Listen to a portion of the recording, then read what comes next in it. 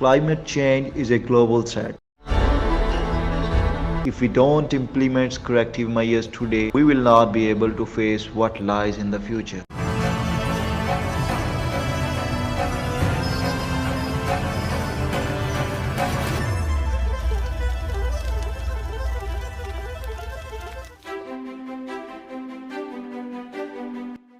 What our Islam says about global warming. Appreciating the environmental as a gift of God is a key principle of Islam. Planting a tree is regarded as an act of worship. Prior to battles, Prophet Muhammad ﷺ instructed his forces not to destroy or burn farms and gardens. The amount of carbon dioxide in the atmosphere now is 50% higher than it was in 1900. And not only are we pulling in more and more carbon dioxide in the atmosphere, but we are chopping down the forests, and the forests themselves are the most efficient consumers of carbon dioxide. We are going to destroy the earth. We are actually tempering the earth with very hot atmosphere, and climate change can be cause of disappearance of the ozone layer. Simply put, if we don't protect nature, we can't protect ourselves. The only way we can solve a problem is by a human solution. Never can we sit back and wait for miracles to save us. Miracles don't happen. Sweat happens. Efforts happens. Thought happens.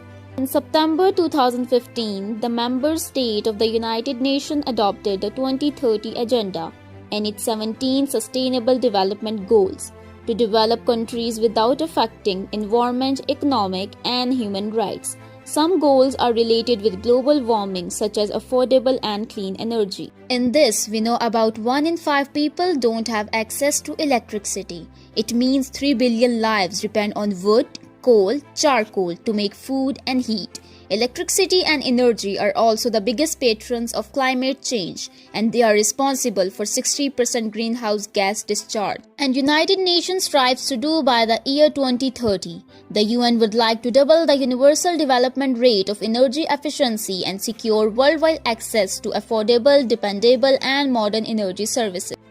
Here are some things people can do to help. They can save both electricity and money by turning off appliances' lights or running on electrical power when it is not in use. You can walk or use bicycle. Another SDGs goal, raising awareness for climate change. We know that average global temperature increased by about 0.85 degrees Celsius over the course of 1882 to 2012. Many oceans have warmed, sea level has risen, and some snow and ice layers have melted. It is likely that by the end of the century, global temperature will be greater than 1.5 degrees Celsius. The UN strives to do by the year 2030. The UN would like to strengthen resistance and adaptive capacity to climate-related hazards and natural disasters everywhere, and put climate change measures into effect in national policies, strategies, and planning.